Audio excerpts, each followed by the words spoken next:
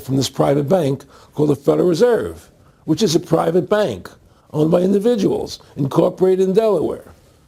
And so what happens is now the government borrows money from them to fund the government.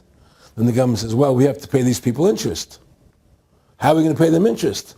Let's impose a tax on the labor of the American people, which never existed before, to pay the interest of the bankers. In fact, in 1980, Ronald Reagan said not one red cent of your income tax money goes to run the country. It all goes to the Federal Reserve. Well, it was the Grace Commission report that said that not one nickel goes to the infrastructure of the country. You know. I guess Reagan quoted that. Then. Right, and so, but the point I'm trying to make is that by creating this Federal Reserve System, the government now became dependent on these private banks for money, and they started taxing us.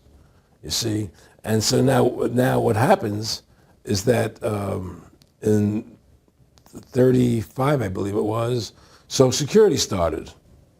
And they gave Social Security cards, said not to be used for identification, the Social Security number right on the card, right? And through Social Security, they started deducting money out of your paycheck. That was the first time they were ever could take money out of your paycheck, because people agreed to it because they thought it was going to their retirement fund. And so then when they instituted the income tax again, they started taking money out of your paycheck because Social Security could do it. And then they could do it again.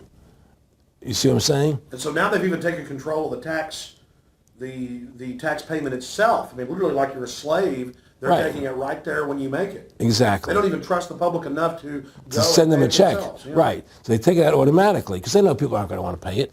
So what's happened is that through the implementation of the Federal Reserve System, the government has become vested in these bankers, and they get their money from the bankers.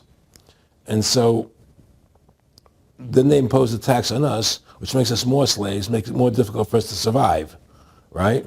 Giving them more profits. And now what's happened is that through the Federal Reserve System, the bankers have pretty much taken control of our government. It doesn't matter Republican and Democrat anymore, because they're both the same. Neither one of them are talking about shutting down the Federal Reserve System or stopping the payment of taxes, you know, or any of the big issues that face Americans, right? So I had a friend, Nick Rockefeller, okay, who was one of the Rockefeller family, and he, when I was running for governor in Nevada, he came to me, introduced himself to me through an attorney, and we became friends. We started talking about things, and I learned an awful lot from Mr. Rockefeller. And one of the things that we used to talk about was the ultimate plan of the banking industry, what they wanted to accomplish. And the goals of the banking industry, not just the Federal Reserve System, but the private banks in Germany and England, all over Italy, all over the world, they all work together. They're all central banks. And they're all part of the Communist Manifesto. You know, central banking is one of the major planks of the Communist Manifesto. We talk about America being a capitalistic country, but yet at the same time we have a central bank that plans everything for us, right? And the graduated income tax is another plank of the Communist Manifesto, right? So right there you have two major planks of the Communist Manifesto that have been brought in because of the Federal Reserve System, okay? So the ultimate goal that these people have in mind is the goal to create a one world government run by the banking industry, run by the bankers, and they're doing it in sections. The European currency, the euro, and the European Constitution is one part of it. Now they're trying to do it in America with the North American Union, right? And they want to create a new currency called the Amero, right? And the whole agenda is to create a one world government where everybody has an RFID chip implanted in them. All money is to be in those chips, right? There'll be no more cash. And this is given me straight from Rockefeller himself. This is what they want to accomplish. And all money will be in your chips. And so instead of having cash, anytime you have money in your chip, they can take out whatever they want to take out whenever they want to. If they say you owe us this much money in taxes, they just deduct it out of your chip digitally. Total control. Total control. And if you're like me or you, and you're protesting what they're doing, they can just turn off your chip. And you have nothing. You can't buy food. You can't do anything. It's total control of the people. And that chip's connected to a database that has your purchasing records, what you do, what Everything. you sell. Everything is in there, you know? And so they want a one world government controlled by them, everybody being chipped, all your money in those chips, and they control the chips, and they control people, and you become a slave. You become a serf to these people. That's their goal. That's their intentions. More than a decade ago, I began getting secret government documents, and we published them, where the feds were training the local police and the military that gun owners, conservatives, people that made frequent references to the U.S. Constitution were terrorists. That's a quote. But in 2009, it broke into the national media when we received the secret MIAC report from a state police officer, and that was in the state of Missouri, but the feds had written it, demonizing Ron Paul, people that wanted to end the Federal Reserve, people that wanted liberty and freedom. And now more secret reports have been released, like the Department of Homeland Security report, which the feds admit they wrote, that says returning veterans are the number one terror threat in America, that gun owners are part of that number one threat, that people buying ammo are the number one threat. Think about this. You have these private bankers overthrowing the United States, and they're secretly training the police that gun owners and patriots and veterans are the number one threat. So they're saying the American people that follow the Constitution and Bill of Rights that'll actually stand up against this tyranny are terrorists, because they are the terrorists. They are the criminals coming in with a corporate takeover, a hijacking of the nation. Eric, could you be specific about when you met Rockefeller, how it happened in these discussions? I met Rockefeller through a female attorney I knew who called me up one day and said, one of the Rockefellers would like to meet you. I had made a video called Mad as Hell, and he'd seen the video and wanted to meet me and knew I was running for governor of Nevada. So sure, I'd love to meet him. And I met him, and I liked him, and he was a very, very smart man. And we used to talk and share ideas and thoughts. And he's the one who told me 11 months before 9/11 ever happened that there was going to be an event.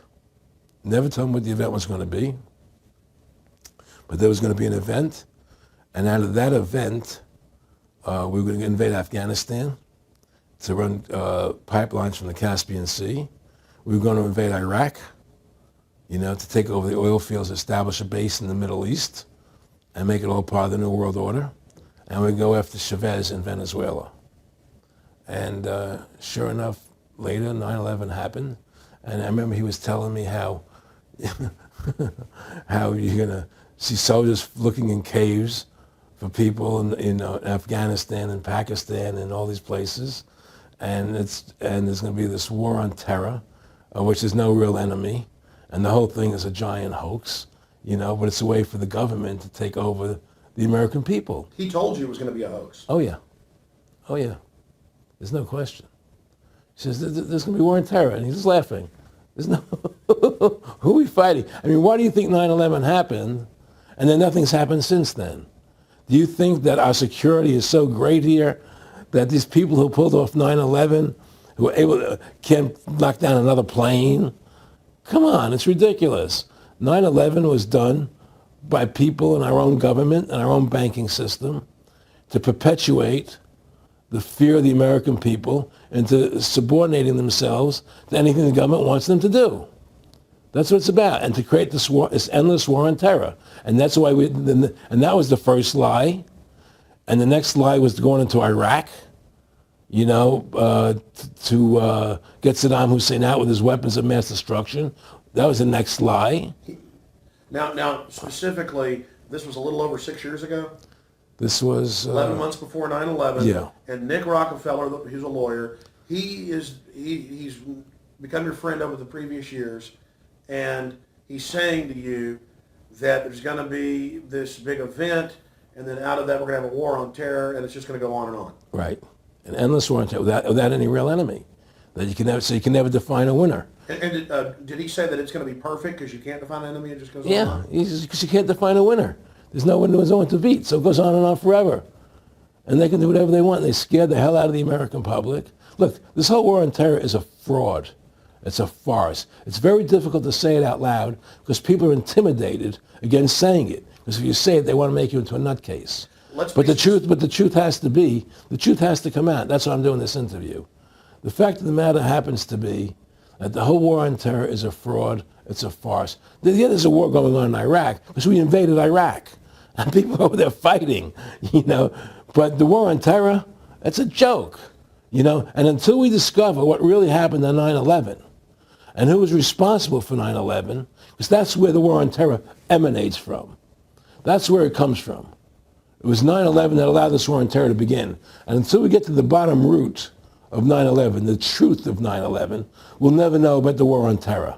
Aaron, you said that he was, and I think it's important, and I know this about the Rockefellers from Dr. Dennis Cuddy and many others who literally, you'll be 20 years old in a lunch line at college, and no, it was David Rockefeller. And here's here. I mean, they're experts at recruiting and getting what they call players, and that clearly he was.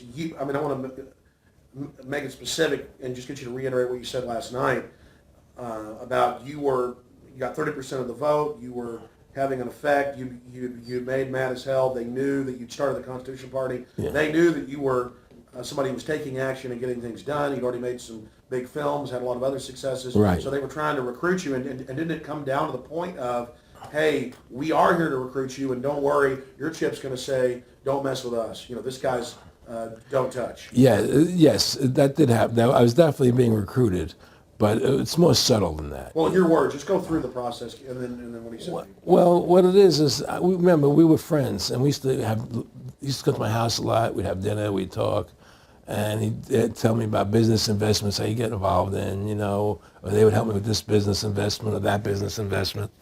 And was I interested in joining the Council on Foreign Relations? I would have to get a letter to join them, but was I interested in that? And, just stuff, leading you on. And I used to say to him that I never really did that because that wasn't where I was coming from. As much as I like you, Nick, your ways and my ways, we're on the opposite side of the fence. I don't believe in enslaving people, And he would come back with, oh, I do? Or? Well, it would be more like, It's better for them. Well, it's more like, how do I put it? It was like, what do you care about them? What do you care about those people? What difference does it make to you? Take care of your own life. Do the best you can for you and your family. What do the rest of the people mean to you? They don't mean anything to you. They're just serfs. They're just people.